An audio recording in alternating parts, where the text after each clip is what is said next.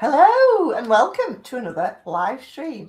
Today, I've got a very special guest, Julie Taylor from Buzz Business Network. And Julie, you're in the Netherlands at the moment, aren't you? I am, yes. Yeah.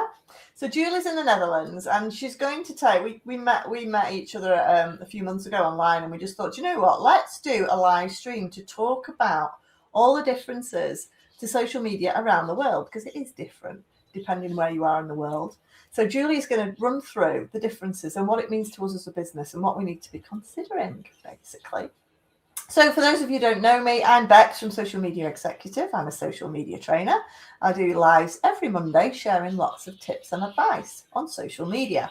And this is Julie. I often have special guests that join me. So Julie, please introduce yourself and say hello. Hello.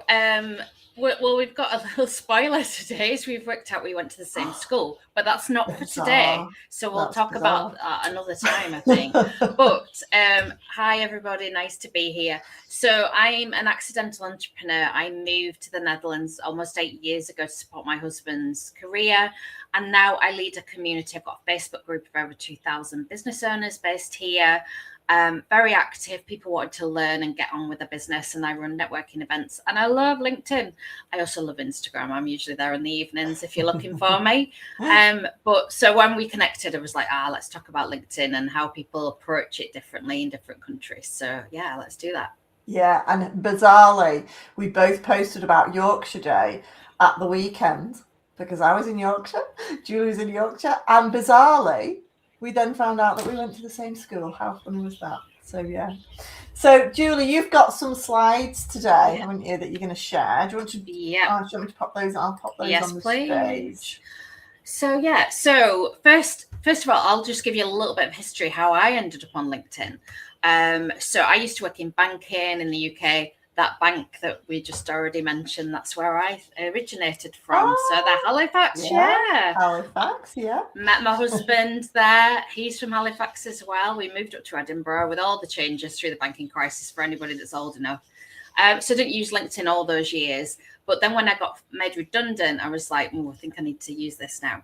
So I was using it as a contract, as a professional day rate contractor. So, nothing wild and wacky on LinkedIn at that point. It was literally really professional type stuff. Yeah, but when I did a job, it's like, give us a job. So I didn't use it a lot then. And then when I moved over to the Netherlands, I really felt the passion for it. And I help people with CV writing as well in the UK, but don't do it here. It's very different, but we could talk about that another day. They want to know your inside measurement and star sign and all this lot, which you're not allowed to do in the UK, which is quite curious. So what's happened is I help people with LinkedIn profiles, and I've seen how things have developed over the last 8 years. And let's know in the chat what you think about LinkedIn. I do enjoy it. And now I work with all nationalities. But in particular, I find how the Dutch approach it and the Americans approach it is super interesting. And we were just touching on this a little bit before we came online, and we were sort of saying some people are just absolutely petrified. And it was like, I say to people all the time, it's your story, your experience. Nobody can call you out on that. If you're telling, a bit of a tall story and your colleagues are on there, then they're going to know. So it's just basically showing up and being you in your professional way. So let's get started. So what do we think then? Is LinkedIn social media, or is it something else? What do you think, Bex? It's a funny one, this one, isn't it? I mean, I absolutely say LinkedIn is absolutely social media, but I think like what you were mentioning before, people see it as this sort of professional job hunting platform and are really quite scared about it because it's seen very professional. But to me, it's the same as Facebook. You just got your work suit on, or not in my case. Yeah. And I know some people have said, especially since COVID, people are saying, people are treating it like Facebook. But I know Bex is the face of her company, and I am the face of my company. Hi, Denise. Nice to see you on here. Show up as our natural self. We have down days. We have days with no makeup on. Things go a little bit wrong. Fair enough. that you share some personal stuff, and you share as much personal stuff as you want to, but it is really about business as well. So don't be shy about sharing what you do, who you help, how they get in contact with you. Yeah. We don't need to be shy about these things. No. So and Denise, actually, I Yes. don't have premium either. I only use No. the free version. No. Get plenty of So business from that. yeah, so I've worked with clients, and we've in turn got them clients. Never touched premium. I think it's for somebody that's on a mission. They're Yeah. gonna just blast LinkedIn. Maybe they're trying to sell a product quickly or something. But about you, I don't particularly like cold outreach, and I sort of make a joke. I don't know how personal we can get here, but I used to say I would rather scrub toilets than do cold outreach. But I'm going to get more specific and say I'd rather not scrub other people's toilets, because you don't have any choice in your own house, do you? So there's just ways of approaching things in business on any platform.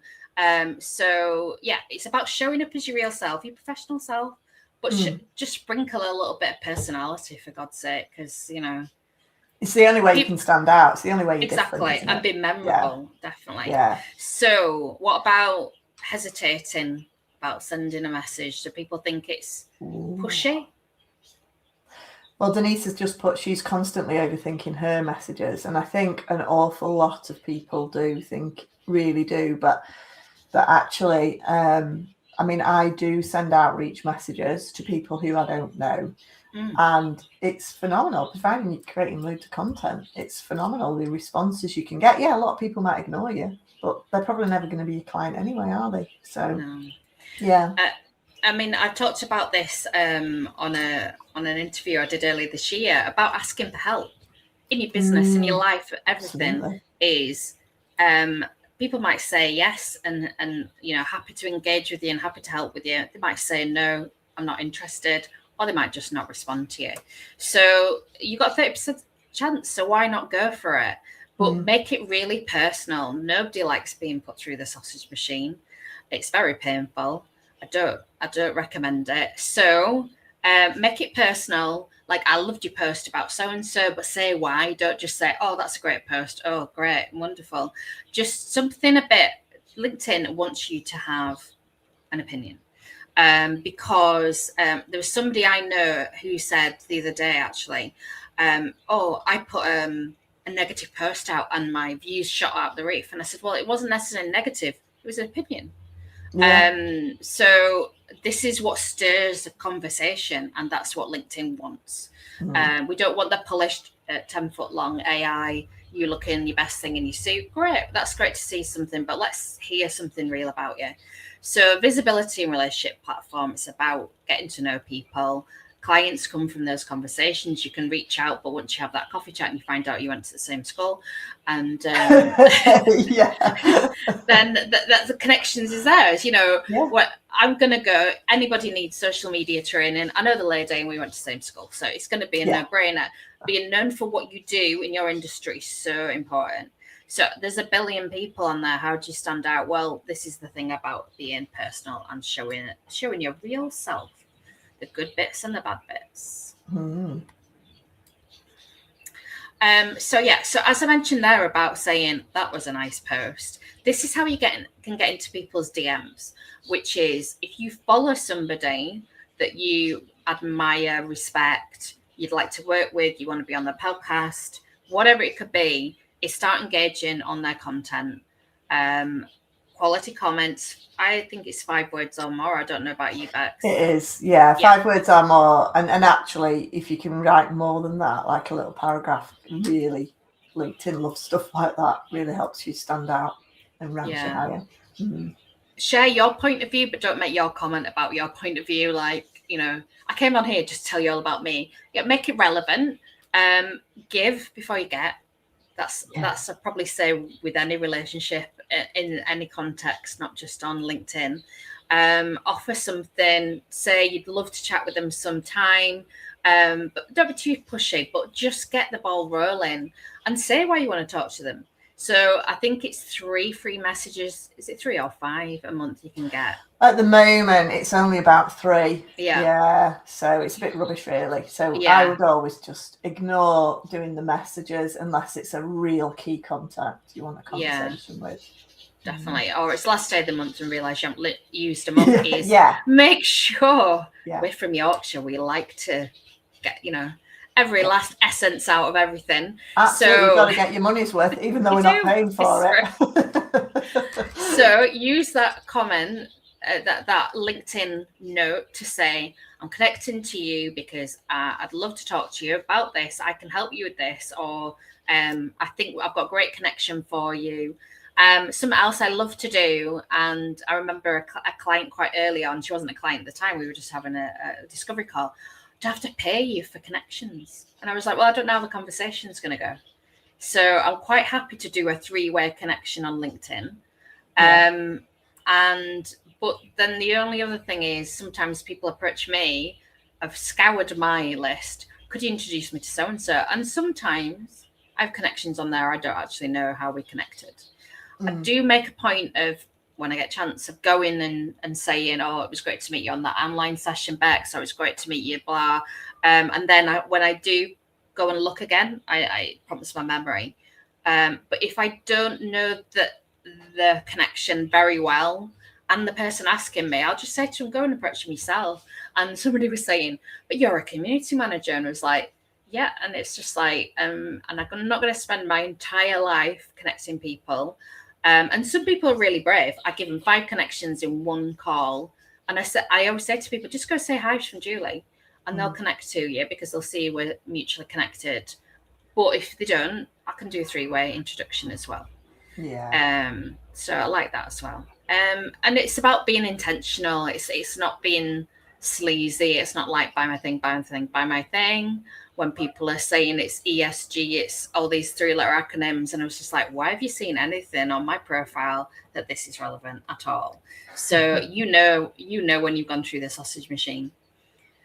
So I will say, in your community, Bex, are they mainly British people, or have you got people from other countries as well? They are, because I tend to network in the northwest of England more than anything. And so that's where my connections are built from. I have a few clients in America because I used to do, before I started my social media executive, I worked at Know My Game. So I've got a lot of connections in the gaming industry in America. But generally speaking, my audience these days is, UK.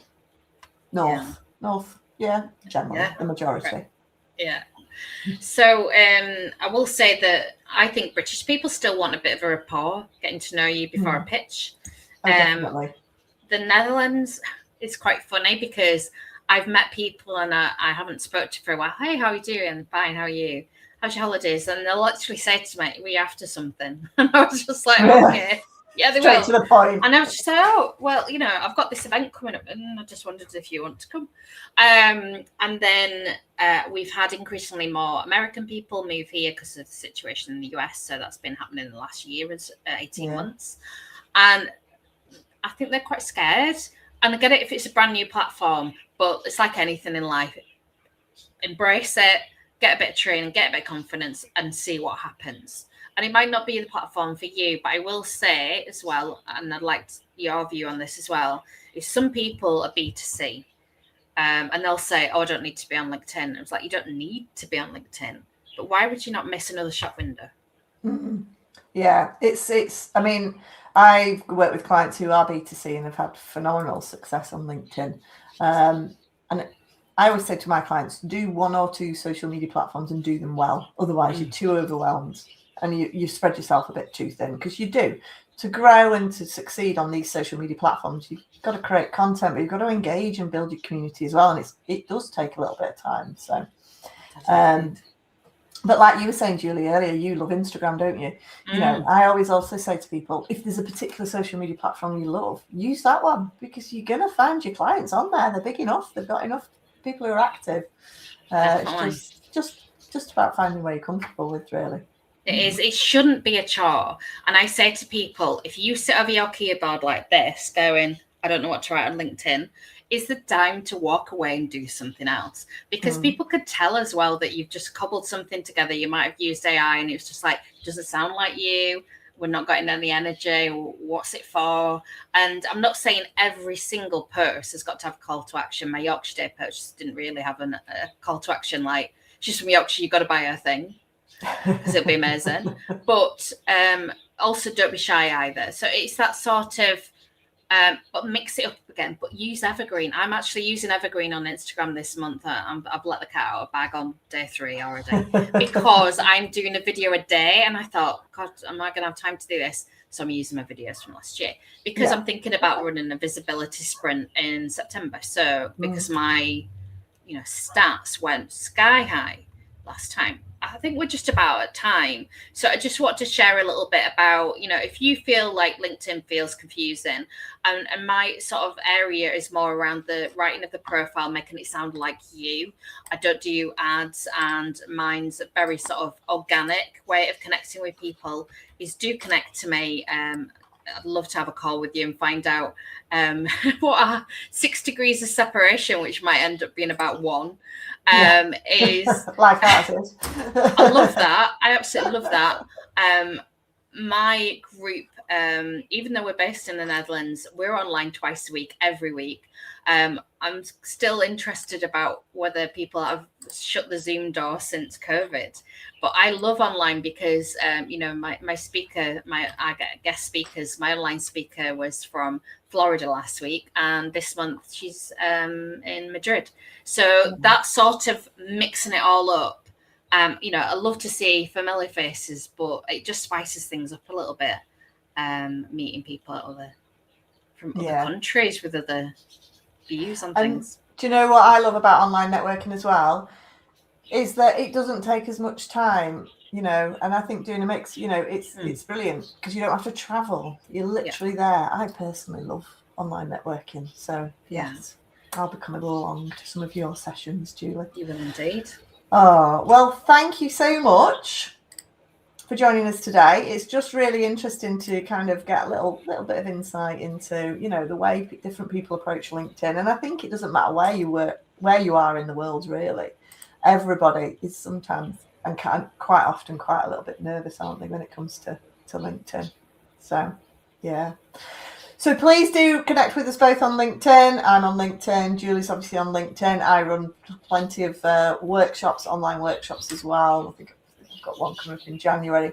So if you do need help and support, do reach out. I do not do any of the doing. I purely do training, but Julie can certainly help you build your profiles and things like that. So yeah, thanks for watching. If you've got any questions and you're watching this on catch up, please do put them in the comments below. Any questions about LinkedIn, both of us would be more than happy to answer those. And have a fantastic rest of the week. And if you're watching this on my YouTube, please do give us a thumbs up, give us a follow for lots more tips and advice on social media. And a huge thank you to Julie for joining me today. Thank you so much. Appreciate it. Thanks all. We'll see you soon. Bye.